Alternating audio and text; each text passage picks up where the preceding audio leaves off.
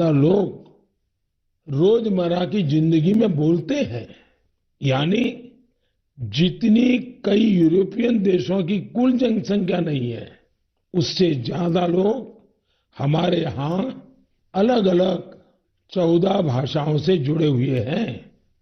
साल 2019 में हिंदी दुनिया की सबसे ज्यादा बोली जाने वाली भाषाओं में तीसरे क्रमांक पर थी। इस बात का भी हर भारतीय को गर्व होना चाहिए। भाषा केवल अभिव्यक्ति का ही माध्यम नहीं है, बल्कि भाषा समाज की संस्कृति और विरासत को भी सहेजने का काम करती है। अपनी भाषा की विरासत को सहेजने का ऐसा ही काम सूरीनाम में सुरजन परोही जी कर रहे हैं। इस महीने की 2 तारीख को वो 84 वर्ष के हुए हैं। उनके पूर्वज भी बरसों पहले हजारों श्रमिकों के साथ रोजी रोटी के लिए सूरीनाम गए थे। सुरजन परोही जी हिंदी में बहुत अच्छी कविता लिखते हैं। वहां के राष्ट्रीय कवियों में उनका नाम लिया जाता है। यानी आज भी उनके दिल में हिंदुस्तान धड़कता है। उनके कार्यों में हिंदुस्तानी मिट्टी की महक है। सूरीनाम के लोगों ने सुरजन परोही जी के नाम पर एक संग्रहालय भी बनाया है। मेरे लिए ये बहुत सुखद है कि साल 2015 में मुझे उन्हें सम्मानित करने का अवसर मिला था। साथियों, आज के दिन यानी 27 फरवरी को मराठी भाषा गौरव दिवस भी है। सर्व मराठी बंधू भगिनींना मराठी भाषा दिनाच्या हार्दिक शुभेच्छा। मराठी कविराज शिरवाडकर जी श्रीमान कुसुमाग्रज जी को समर्पित है। आज ही कुसुमाग्रज जी की जन्म जयंती भी है।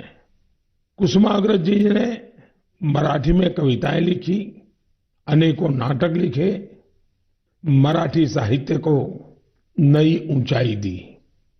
साथियों, हमारे यहाँ भाषा की अपनी खूबियां हैं। मातृभाषा का अपना विज्ञान है। इस विज्ञान को समझते हुए ही राष्ट्रीय शिक्षा नीति में स्थानीय भाषा में पढ़ाई पर जोर दिया गया है। हमारे प्रोफेशनल कोर्सेज भी स्थानीय भाषा में पढ़ाए जाए, इसका प्रयास हो रहा है। आजादी के अमृतकाल में इस प्रयासों को हम सब ने मिलकर के बहुत गति देनी चाहिए। ये स्वाभिमान का काम है। मैं चाहूंगा आप जो भी मातृभाषा बोलते हैं उसकी खूबियों के बारे में अवश्य जानें और कुछ न कुछ लिखें। साथियों, कुछ दिनों पहले मेरी मुलाकात मेरे मित्र और केन्या के पूर्व प्रधानमंत्री राइला ओडिंगा जी से हुई थी। ये मुलाकात दिलचस्प तो थी ही, लेकिन बहुत भावुक थी। हम बहुत अच्छे मित्र रहे तो खुल करके काफी बातें भी कर लेते हैं। जब हम दोनों बातें कर रहे थे तो ओडिंगा जी ने अपनी बिटिया के बारे में बताया। उनकी बेटी रोजमेरी को ब्रेन ट्यूमर हो गया था। उन्हें अपनी बिटिया की सर्जरी करा, लेकिन उसका एक दुष्परिणाम यह हुआ कि रोजमेरी की आंखों की रोशनी करीब करीब चली गई, दिखाई देना ही बंद हो गया। अब आप कल्पना कर सकते हैं उस बेटी का क्या हाल हुआ होगा, और एक पिता की स्थिति का भी हम अंदाज लगा सकते हैं, उनकी भावनाओं को समझ सकते हैं। उन्होंने दुनिया भर के अस्पतालों में, कोई भी दुनिया का बड़ा देश ऐसा नहीं होगा कि जहां उन्होंने बेटी के इलाज के लिए भरपूर कोशिश न की हो। दुनिया के बड़े बड़े देश छान मारे हैं, लेकिन कोई सफलता नहीं मिली। और एक प्रकार से सारी आशाएं छोड़ दी। पूरे घर में एक निराशा का वातावरण बन गया। इतने में किसी ने उनको भारत में आयुर्वेद के इलाज के लिए आने के लिए सुझाव दिया। अब वो बहुत कुछ कर चुके थे, थक भी चुके थे, फिर भी उनको लगा कि चलो भाई एक बार ट्राई करें क्या होता है।